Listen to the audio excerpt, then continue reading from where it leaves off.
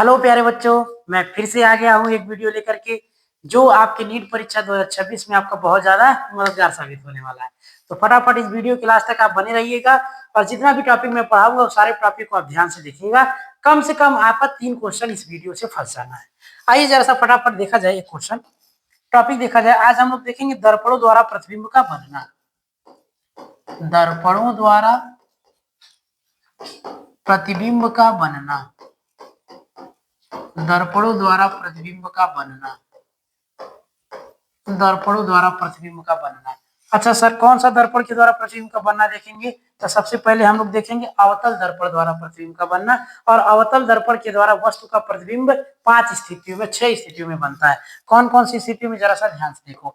अगर मान लो बेटा जी, ये आपका अवतल दर्पण हो गया, ये अवतल दर्पण हो गया और अवतल दर्पण का ये हो गया M1 और M2 द्वारक। अच्छा जी, ये P क्या हो गया? ध्रुव। F क्या हो गया? मुख्य फोकस। C क्या हो गया? वक्रता केंद्र। और OP क्या हो गया? मुख्य अक्ष। तो वस्तु का जो प्रतिबिंब बनेगा यहाँ पर, वस्तु का प्रतिबिंब वो आप देखेंगे कि 6 स्थितियों में बनेगा। पहला, जब वस्तु अनंत पर होगा। वस्तु कहां पर होगा?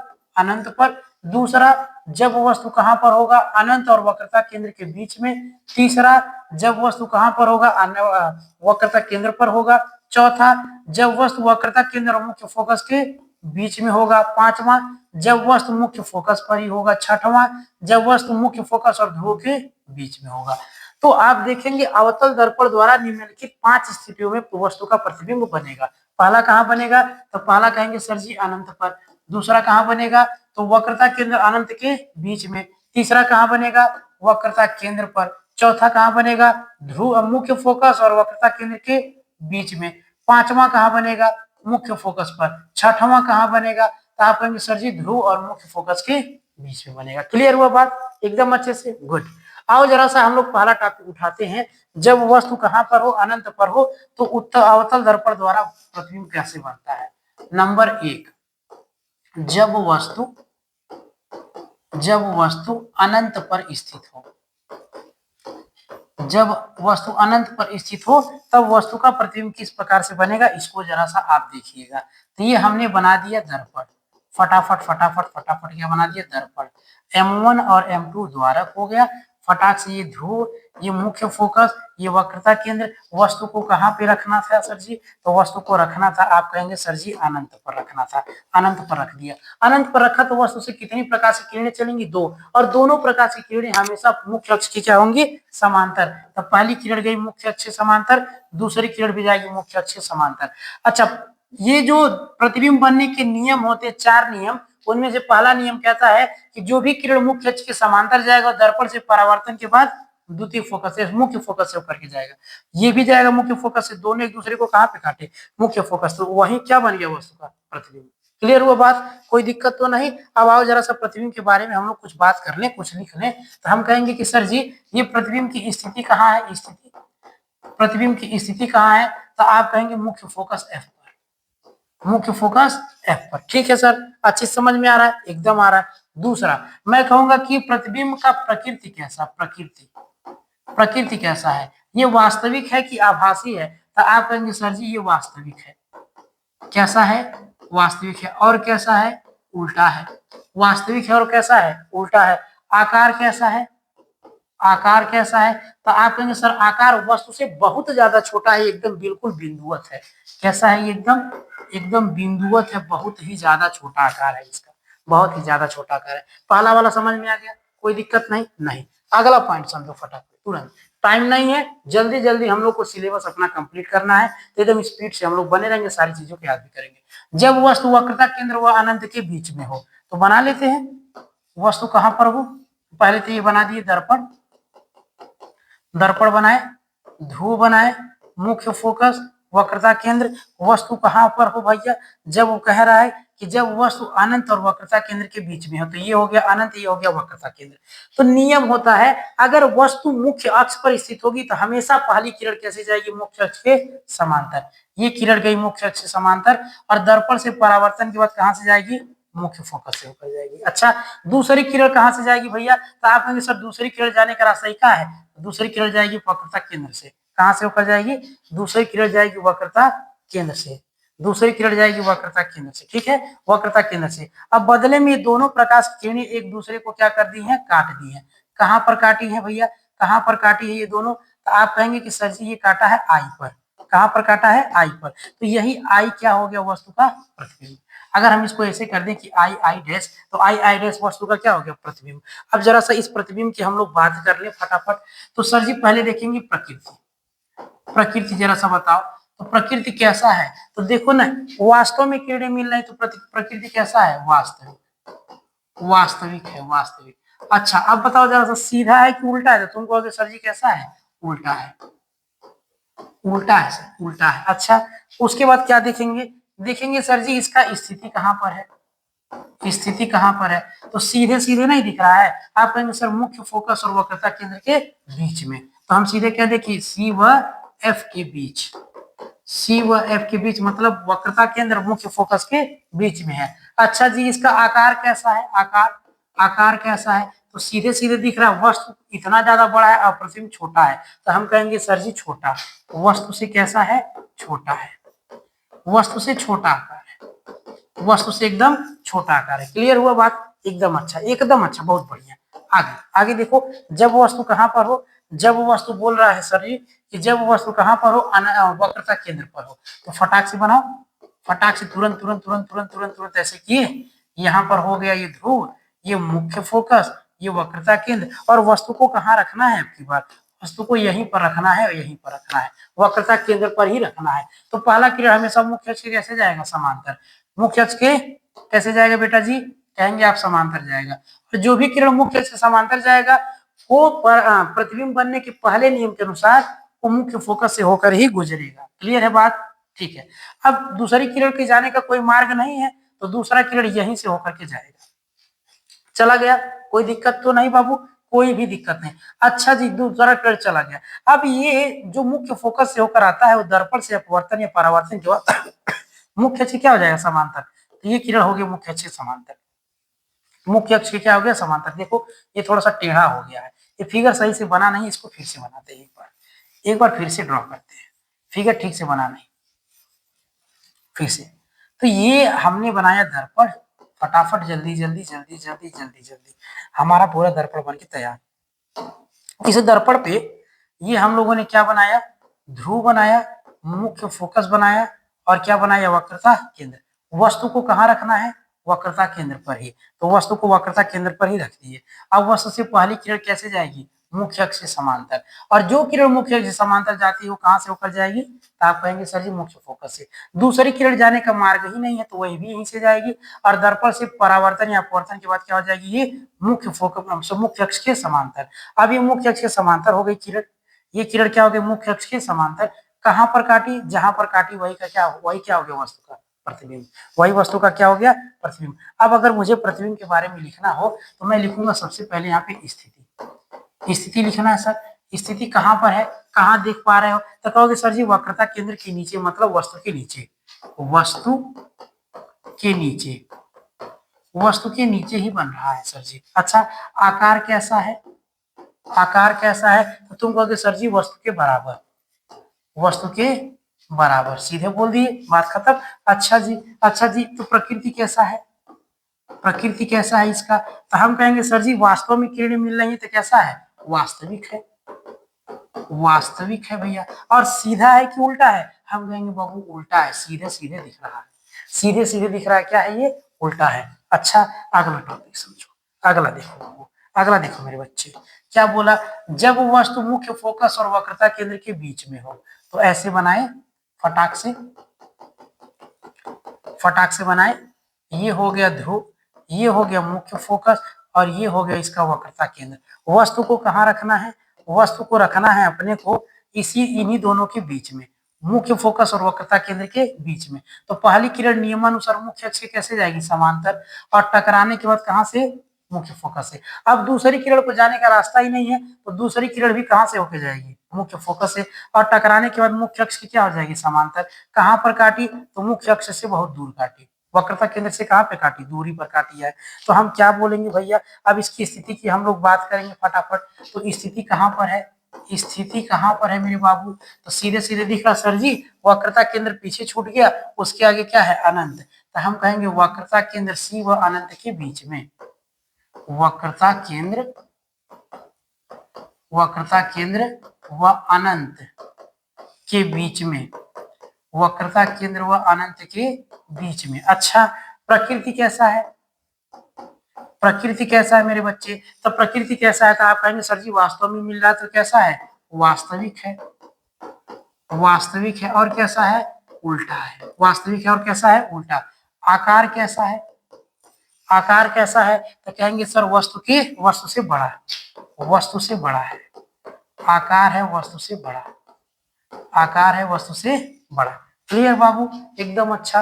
आगे आ जाओ, आगे बढ़ो। अगला क्या बोला? जब वस्तु मुख्य फोकस पर स्थित हो। वस्तु को कहां पर स्थित कर देना है?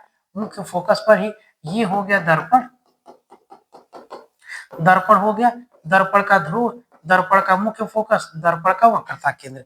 वस्तु को कहाँ रखना है? वस्तु को यहीं पर रखना है, मुख्य फोकस पर ही। तो नियमानुसार पहली किरण कैसे जाएगी? मुख्य अक्ष के समांतर गई, टकराने के बाद कहां से? मुख्य फोकस से। दूसरी किरण जाने का रास्ता ही नहीं है, ये किरण ऐसे पीछे जाएगी, ये किरण ऐसे ही क्या होगी? पीछे जाएगी, और टकराने के बाद कहां से जाएगी? वक्रता केंद्र से। ये दोनों किरणें एक दूसरे को काट नहीं रही हैं, न तो इधर उधर कहीं पर झुक रही हैं। तो यानी कि ये दोनों किरणें कहां पर मिलेंगी? ये दोनों किरणें जाकर के मिलेंगी मेरे बच्चे अनंत पर। कहां मिलेंगी? अनंत पर। मतलब वस्तु का प्रतिबिंब कहां बनेगा? अनंत पर। तो हम प्रतिबिंब की स्थिति की अगर बात करें, तो प्रतिबिंब की स्थिति कहां पे होगी? तो आप कहेंगे सर जी अनंत पर होगी। ठीक है, कोई दिक्कत नहीं। अच्छा, आकार कैसा होगा? आकार कैसा होगा? तो कहेंगे वस्तु से बड़ा होगा। आकार कैसा होगा? वस्तु से बड़ा। फिर हम कहेंगे कि सर जी इसकी प्रकृति कैसी होगी? प्रकृति कैसी होगी? तब प्रकृति में सीधा कहेंगे ना आप, सीधा कहेंगे कि सर जी वस्तु से सॉरी से उल्टा है और वास्तविक। उल्टा और कैसा? वास्तविक प्रतिबिंब बनेगा। अच्छा जी, उल्टा और वास्तविक प्रतिबिंब बनेगा। अगला देखो क्या बोला है? जब वस्तु मुख्य फोकस व ध्रुव के बीच में हो। जब वस्तु कहाँ कहाँ पे हो? मुख्य फोकस व ध्रुव के बीच में। तो फटाक से ये बना दिए दर्पण। ये दर्पण बना दिए। ये हो गया इसका ध्रुव, ये हो गया मुख्य फोकस, और ये हो गया इसका वक्रता केंद्र। वस्तु को कहाँ रखना है? वस्तु को रखना है ध्रुव और मुख्य फोकस के बीच में। तो पहली किरण गई मुख्य अक्ष के समांतर, टकराने के बाद कहां से? मुख्य फोकस से। दूसरी किरण ऐसे गई और टकराने के बाद कहां से? वक्रता केंद्र से। लग रहा है दोनों किरणें आगे जाकर कैसे फैल रही, तो मतलब पीछे जाके क्या होंगी? मिलेंगी। तो इन दोनों को पीछे बढ़ा दो, इन दोनों को पीछे बढ़ा दो, तो जहां पे काटेंगी वही वस्तु का क्या हो जाएगा? प्रतिबिंब। वही वस्तु का क्या हो गया बेटा? प्रतिबिंब हो गया। अब इसके बारे में बताओ जरा सा कि वस्तु का स्थिति क्या है, प्रतिबिंब का स्थिति क्या है? तो स्थिति में सीधे कहोगे ना कि दर्पण के पीछे, दर्पण के पीछे बना है। कहाँ बना है भैया? दर्पण के पीछे। प्रकृति कैसा है? प्रकृति कैसा है? तब पता चलेगा आभासी है। प्रकृति कैसा है? आभासी है। अच्छा जी, आभासी है, डॉट डॉट करके मिल रहा तो आभासी हो गया। अच्छा, आकार कैसा है? आकार कैसा है? तो कहेंगे सर वस्तु से बड़ा है। वस्तु से बड़ा, सीधे दिख रहा है, वस्तु से बड़ा। और ये सीधा है कि नहीं? तो आप कहेंगे सर जी सीधा है। कैसा है? सीधा। यानी कि हम लोगों ने सीखा कि अवतल दर्पण द्वारा वस्तु का प्रतिबिंब कितनी स्थितियों में बनेगा? पूरा 6 स्थितियों में। फटाफट एक बार रिवाइज मार ले तो, पूरा रिवाइज मार ले तो, ये हमने बनाया बड़ा सा प्रतिबिंब दर्पण, बड़ा सा दर्पण बनाया, खूब बड़ा सा दर्पण बनाया। और खूब बड़ा सा दर्पण का ये खूब बड़ा सा क्या हो गया? तो खूब बड़ा सा इसका हो गया ये वक्रता क्या होती है? वक्रता त्रिज्या मुख्य अक्ष। ये हो गया। अच्छा, ये हो गया मुख्य फोकस, और इधर इसका क्या हो गया? वक्रता त्रिज्या। और यहाँ पर ये क्या बनाएगा? तो यहाँ पर ये होगा अनंत। ठीक, यहाँ पर होगा अनंत। अब मुझे बताना, जब वस्तु यहाँ पर था अनंत पर, जब वस्तु अनंत पर था तो इसका प्रतिबिंब कहाँ पर बना था? तुम कहोगे सर जी मुख्य फोकस पर बना था। ठीक है, यानी कि जब वस्तु को नंबर 1 पे रखे तो इसका प्रतिबिंब कहाँ पे बना? नंबर 1 पे बना, अनंत पर बना। अच्छा जी, दूसरा पॉइंट समझो। दूसरा पॉइंट, जब वस्तु को अनंत और वक्रता केंद्र के बीच में रखे नंबर 2 स्थिति पे, तो प्रतिबिंब कहाँ पे बना? मुख्य फोकस और वक्रता केंद्र के बीच में बना, यहाँ पर बना। ठीक है, तीसरा समझो, जब वस्तु को कहाँ रखे? तो जब वस्तु को तुमने रखा वक्रता केंद्र पर, जब वस्तु को तुमने वक्रता केंद्र पर रखा तो वस्तु का प्रतिबिंब भी वक्रता केंद्र पर ही प्राप्त हुआ, यानी कि अगर ये 3 नंबर है तो 3 नंबर इसी पर नीचे ही प्राप्त हुआ। अच्छा, इसके बाद क्या सर जी, इसके बाद क्या, इसके बाद ये है कि अगर हम वस्तु को क्या बोलते हैं मुख्य फोकस और वक्रता केंद्र के बीच में रखे, यहाँ पे बीच में रखे तो इसका प्रतिबिंब कहाँ पे प्राप्त हुआ था, तो अनंत और वक्रता केंद्र के बीच में प्राप्त हुआ था 4 नंबर का प्रतिबिंब। अच्छा, इसके बाद 5वां नंबर देखो, अगर हम वस्तु को कहाँ पर रख दे, वस्तु को हम रख दे मुख्य फोकस पर, तो इसका प्रतिबिंब कहाँ पर बना था, तो आप कहेंगे सर जी अनंत पर बना था 5 नंबर में, अनंत पर बना था 5 नंबर में। अच्छा, अब की बार वस्तु को कहाँ रख दिए, वस्तु को रख दिए आप, वस्तु को रख दिए आप इधर, वस्तु को रख दिए आप ध्रुव और मुख्य फोकस के बीच में, तो इसका प्रतिबिंब कहां पर बना था, पीछे बना था, 6वें नंबर पे कहां बना था, पीछे। कोई दिक्कत है क्या, नहीं, कोई भी दिक्कत नहीं है मेरे बच्चों को, एकदम अच्छे से बात समझ में आ रही है। आओ जरा सा अगला पॉइंट देखा जाए। अब किससे देखेंगे हम लोग, अवतल उत्तल दर्पण द्वारा प्रतिबिंब का बनना। तो उत्तल दर्पण द्वारा प्रतिबिंब केवल कितना स्थिति में बनता है, केवल 2 स्थिति में। पहला, जब वस्तु कहां पर हो, अनंत पर। तो जब वस्तु अनंत पर हो तो कैसे बनेगा देख लेते हैं। तो ये हम बना देते हैं दर्पण, कौन सा दर्पण हो गया, उत्तल दर्पण। उत्तल दर्पण का ये हो गया वक्रता केंद्र, ये हो गया मुख्य फोकस, ये हो गया ध्रुव, और वस्तु को कहां पर रखना था, अनंत पर रखना था, तो ये हो गया अनंत। अनंत हो गया सर, और यहीं पर वस्तु रखे तो वस्तु से कितनी प्रकाश की किरणें, 2 किरणें, दोनों क्या होंगे, मुख्य अक्ष के समांतर।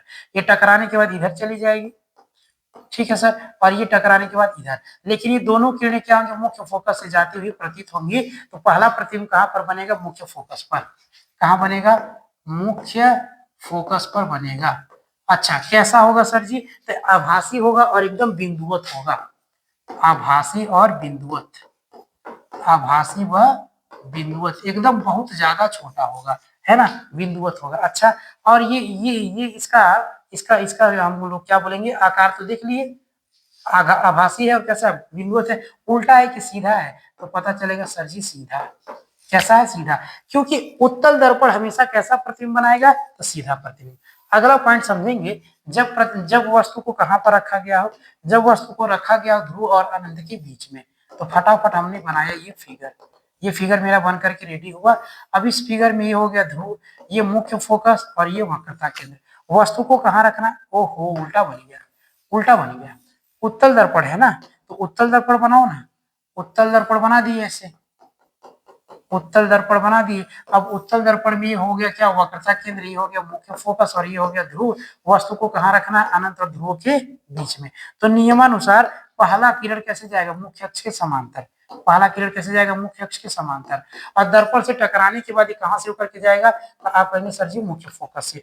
दूसरा किरण कहां से होकर के जाएगा, तो आप कहेंगे सर जी सीधा ये जाएगा प्रकाशिक केंद्र से, वक्रता केंद्र से होकर, लेकिन जो वक्रता केंद्र से जाएगा टकरा कर उसी मार्ग में क्या हो जाएगा, वापस लौट आ जाएगा। और यहाँ पर ये दोनों किरणें एक दूसरे को काट दी, जहां पर ये दोनों किरणें एक दूसरे को काट दी है, वही वस्तु का क्या बन गया, प्रतिबिंब। तो इस स्थिति में भी प्रतिबिंब की अगर हम लोग बात करें, अगर हम प्रतिबिंब की बात करें यहाँ पर, तो मुझे पता चलेगा कि सर जी प्रतिबिंब कैसा है, तो आभासी है, डॉट डॉट करके मिल रहा है। कैसा है, तो वस्तु से छोटा है, वस्तु से छोटा है। और कैसा है सर जी, तो सीधा है।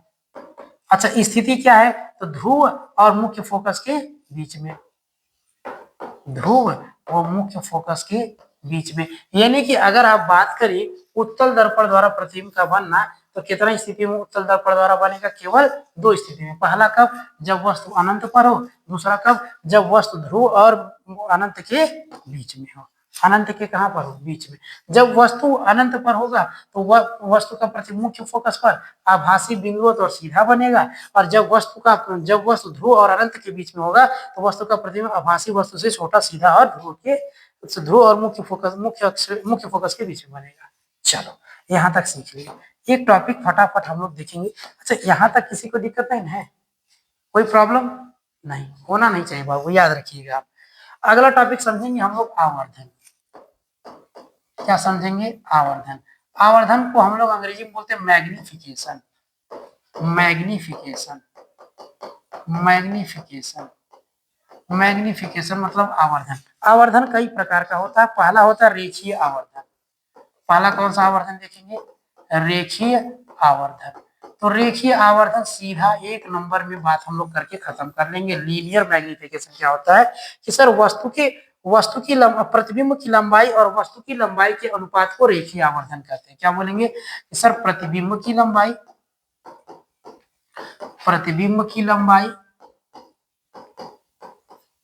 लंबाई व वस्तु की लंबाई के अनुपात को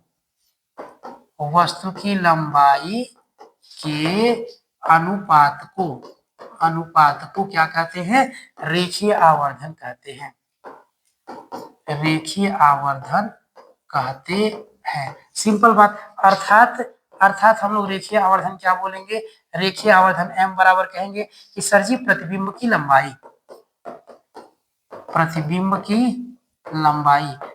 लंबाई को अगर हम hi से लिख दे तो कोई दिक्कत है नहीं।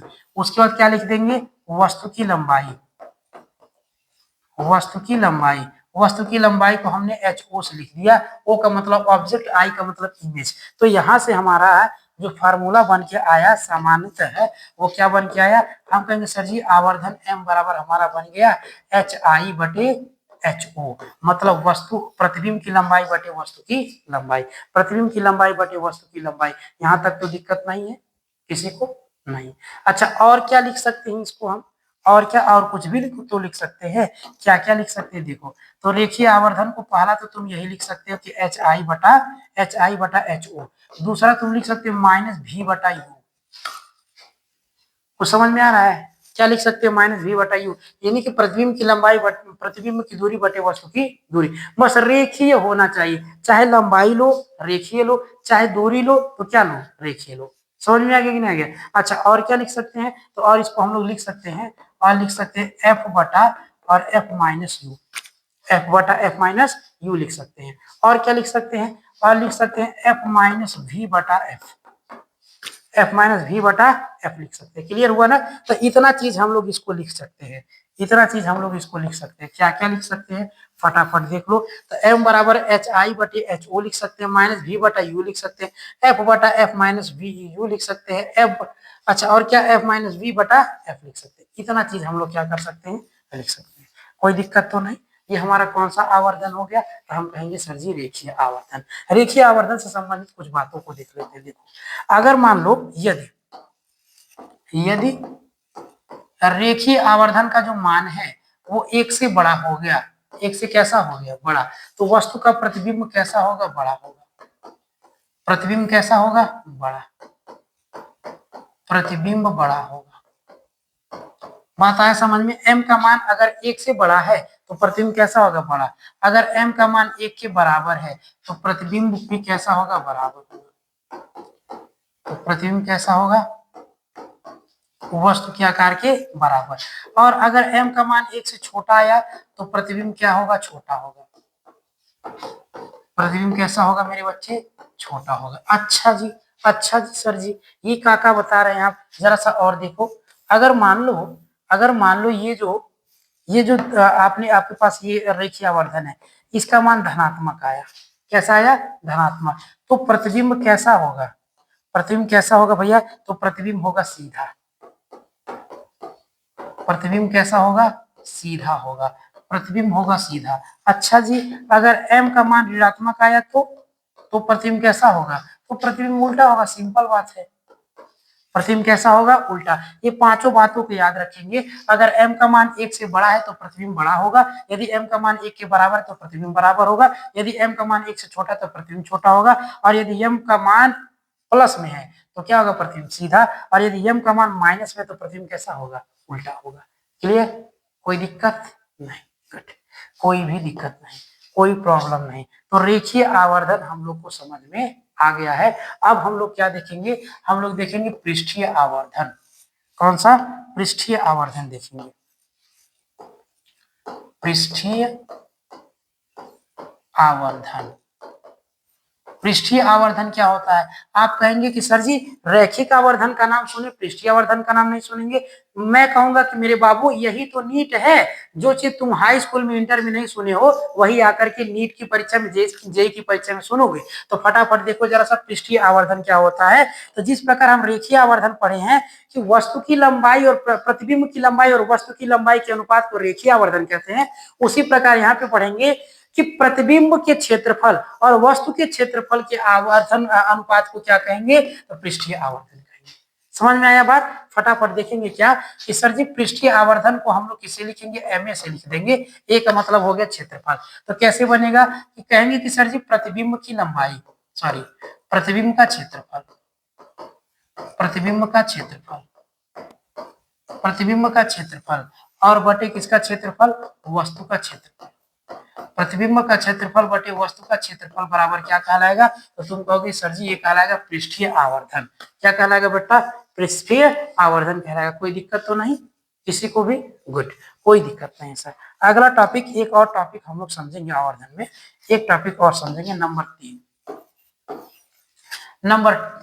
नंबर 3 को हम लोग क्या बोलते हैं? अनुदैर्ध्य आवर्धन।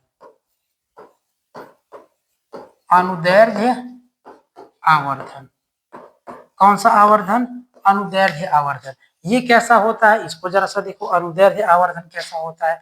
तो देखो बेटा, अभी मान लो ये तुम्हारे पास दर्पण है, ये तुम्हारे पास दर्पण है, ठीक, ये दर्पण है और ये दर्पण का हो गया मुख्य अक्ष, ये मुख्य फोकस, और ये हो गया तुम्हारा वक्रता केंद्र। अब मान लो तुम एक वस्तु को लिए और वस्तु को तुम ऐसे फ्लैट रखे हो, फ्लैट वस्तु को कैसे रखे हो? फ्लैट। तो इसका प्रतिबिंब कैसा बनेगा? तो इसका प्रतिबिंब देखो, यहाँ पर तो आकार सेम रहेगा, क्योंकि अगर वस्तु को हम वक्रता केंद्र पर रखेंगे तो वस्तु का आकार प्रतिबिंब के आकार के क्या होगा? बराबर होगा। तो यहाँ पर तो कुछ दूर तक तो ऐसे ही बनेगा, लेकिन फिर यहाँ पर बढ़ जाएगा, फिर यहाँ पर इस प्रकार से बढ़ेगा, ऐसे ऐसे ऐसे बढ़ेगा। वो क्यों ऐसे बढ़ेगा? ऐसा क्या कारण है ऐसे बढ़ेगा? तो मेरे बच्चे हम आपको बताएं कि देखो सर जी, जितना ज्यादा नजदीक जाते हैं उतना ज्यादा प्रतिबिंब का आकार क्या होता है? बढ़ता है। उतना ज्यादा प्रतिबिंब का आकार बढ़ता है। अब जैसे यहीं पर देखो, यहीं पर देख लो तुम फटाफट। तो जैसे जैसे आगे जा रहे हैं, देखो वस्तु को आगे लेके जा रहे हैं तो प्रतिबिंब का आकार क्या हो रहा है? बढ़ रहा है। तो यही कंडीशन, सेम कंडीशन यहाँ पर है कि जैसे जैसे ये आगे जाएगा तो भैया ये प्रतिबिंब का आकार क्या होगा? बढ़ने लगेगा। क्लियर हुआ कि नहीं हुआ? क्लियर हुआ? अच्छा, अब ध्यान से देखो, अब ध्यान से देखो। तो यहाँ पर जो अनुदैर्ध्य आवर्धन का मान निकल के आएगा ML बराबर, वो क्या होगा? तुम कहोगे सर V2 माइनस V1 और बटे U2 माइनस U1। इस प्रकार से क्या हो जाएगा? V2 माइनस V1 और माइनस U2 माइनस U1। कैसे क्या होगा सर जी ऐसा? तो हम कहेंगे कि देखो, ध्यान से समझो, यह जो टर्म है, यहां से यहां तक का दूरी क्या मान लेना तुम? V1। यहां से यहां तक का दूरी तुम क्या मान लेना? V2। सॉरी, यू वस्तु है ना, तो यू मानो। अच्छा जी, इस प्रकार से काम है का? हम कहेंगे कि हाँ बाबू देखो, अब यहाँ से यहाँ तक का दूरी क्या मान लेना तुम? U1, और यहाँ से यहाँ तक का दूरी क्या मान लेना तुम? U2। तो ये जो भी प्रतिबिंब, जो भी हमारा मान निकल के आएगा V2 माइनस V1 बटे U2 माइनस U1 से, वो कौन सा आवर्धन हो जाएगा? तुम कहोगे सर जी अनुदैर्ध्य आवर्धन। कौन सा आवर्धन? अनुदैर्ध्य आवर्धन। क्लियर है बात? कोई दिक्कत तो नहीं? तो इस हिसाब से बताओ आवर्धन कितने प्रकार के हो गए? तो आवर्धन हो गए पूरा 3 प्रकार के। कौन कौन सा? रेखीय आवर्धन हो गया, पृष्ठीय आवर्धन हो गया, और कौन सा आवर्धन हो गया? अनुदैर्ध्य आवर्धन हो गया। क्लियर है बात? कोई दिक्कत तो नहीं? गुड, कोई दिक्कत होना नहीं चाहिए मेरे बच्चों को किसी भी प्रकार का, मेरे बाबू, ठीक है। तो अभी रात हो गया बहुत ज्यादा, हम करेंगे इस वीडियो को यहीं पर क्लोज, और आपसे ये उम्मीद करेंगे बाबू ज्यादा से ज्यादा वीडियो को शेयर करिए, हमको भी सपोर्ट करिए, ताकि मैं नीट का सारा सब्जेक्ट आपको पढ़ा करके फ्री में आपको डॉक्टर बना सकूं। ठीक है, यदि आप ठान लिए कि आपको डॉक्टर बनना है तो आप मेरे वीडियो में बने रहिए बाबू, मेरे चैनल पे बने रहिए। मैं टोटल नीट पे जितना भी टॉपिक है, जितना भी सिलेबस है, पूरा सिलेबस में पूरा पूरा आपको पढ़ा करके दे दूंगा बाबू फ्री में। और आप मेरा कंटेंट और प्लेटफॉर्म वालों का कंटेंट मिलाइएगा तो आपको पता चलेगा कि हाँ सूरज सर क्या पढ़ाते हैं और क्या नहीं पढ़ाते। ठीक है बाबू, चलिए धन्यवाद।